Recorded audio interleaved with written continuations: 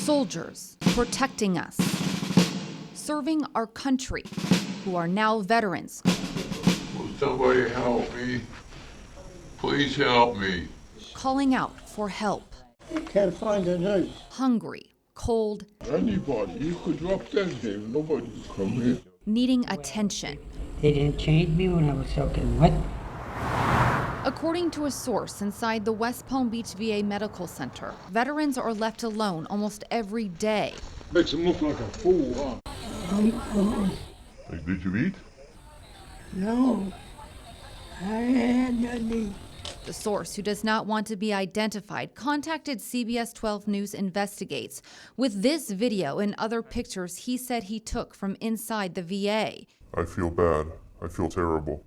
I don't like to see veterans just being left alone without any care. He showed us what he called issues with cross-contamination, filth, and neglect. Can't anybody help me in here? That same type of neglect was found during a privately contracted inspection from Long-Term Care Institute in March. CBS 12 News Investigates obtained those documents, which shows inspectors cited staff at the West Palm Beach VA for letting residents sit for hours in soiled sheets, a bloodied boot, and with bed sores. The report reads staff failed to medicate a resident who appeared to be writhing in pain during wound treatment and dressing changes. And inspectors found another resident crying out in pain. I'm a war hero. I got 2 Purple Hearts, 3 Bronze Stars, and a Distinguished Service Cross.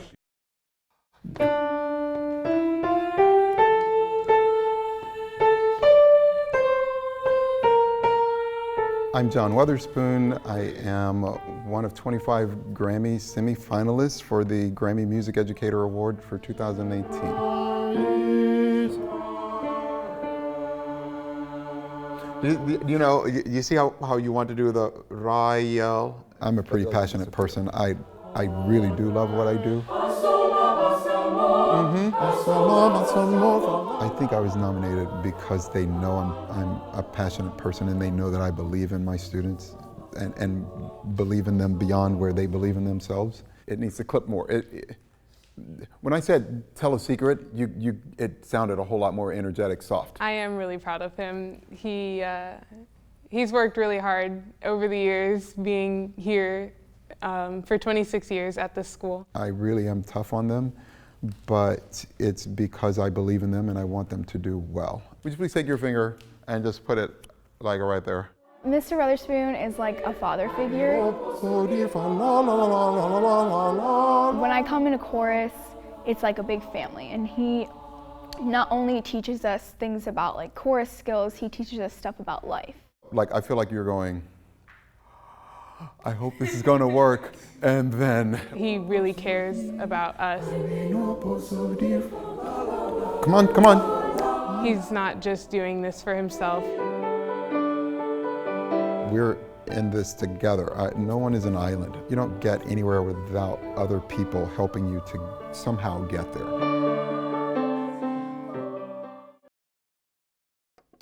Whenever I see him, I don't see a monster. When it's something like dreamy to him, if he reaches out for help, I'll be there. It really sucks it had to get to that point for him. Everybody needs somebody.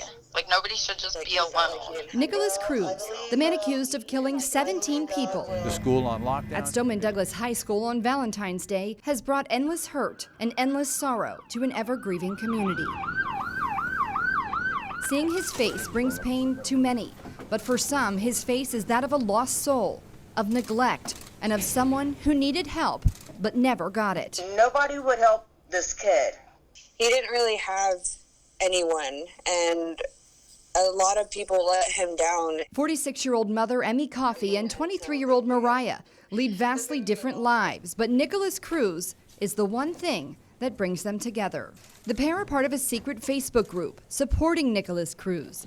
It has a myriad of members, including both women and men. If somebody had been there for Nicholas, maybe this wouldn't have happened. The fascination could even go. Psychologist Rachel Needle says there's a number of theories about why people support alleged killers like Cruz. Some start off as people that are fascinated by what's been done and want to learn more about it.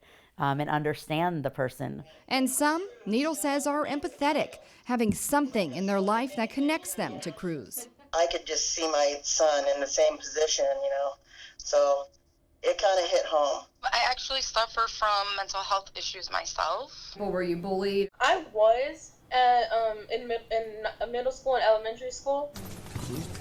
And they are not alone. Shortly after Cruz was sent to prison, he began receiving stacks of fan mail and love letters. Some of them include provocative photos of cleavage, another of a woman from Chicago in a bikini eating a popsicle, and one from a teenager who goes so far as to describe her body in bra size to the captive Cruz. Then there are women that are sexually aroused by people that have committed violent crimes, or the idea of people committing violent crimes. Needle says there's a long history of women romantically interested or aroused by criminals, like Ted Bundy, Charles Manson, and the Night Stalker. The technical term for it is hybristophilia, or the Bonnie and Clyde syndrome. It's what the deputy was doing that caught the attention of Jeronia Lucas.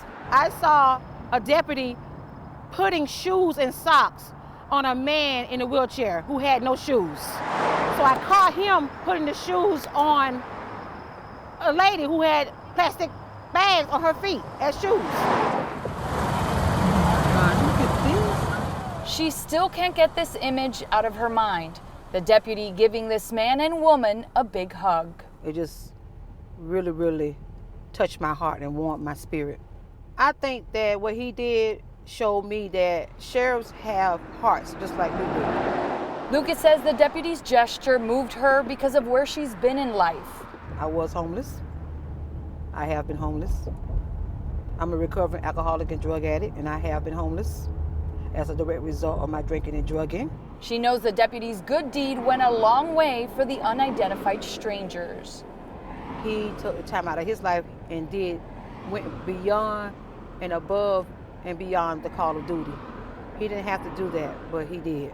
Lucas says thanks to the deputy, she's changed her perception of law enforcement and wants others to see there's more to a deputy than their badge. And it changed my mind, and it changed my heart. We're cutting most of this up. We can make like 5 or 6 different shapes. Workers literally bend steel before our eyes at the fabrication yard of Coral Steel and Supply near West Palm Beach. It's kind of a cool business. The company makes reinforcing steel or rebar. We have a fairly brisk business in the export market, mostly to the Bahamas. Coral Steel owner Lee Disbury says the bulk of the steel being cut and molded here comes from domestic suppliers. Yeah, all over. Those coils on that machine, those are from Spain. But some comes from overseas. This one down here, that's from Italy. This is Turkish, Jacksonville. Disbury says as soon as there were hints of tariffs, the prices started to climb. The way it was actually handled, it's been a huge detriment. Others in the metals industry say market forces were also at work here, but the bottom line right now is a volatile time for steel prices, and Disbury says he has to bid projects months in advance. You're locked into contracts down here, and the cost is now up here, and you got to fulfill that contract. It's a little painful. And I'm stuck with having to sell what I contracted for 6 months ago over an 8-month period, and my costs have doubled in some cases. And he says some smaller jobs are on hold because of the increased costs. In the long term, Disbury says adding jobs in our domestic steel industry would be a good thing, but he criticizes how President Trump rolled out the tariffs.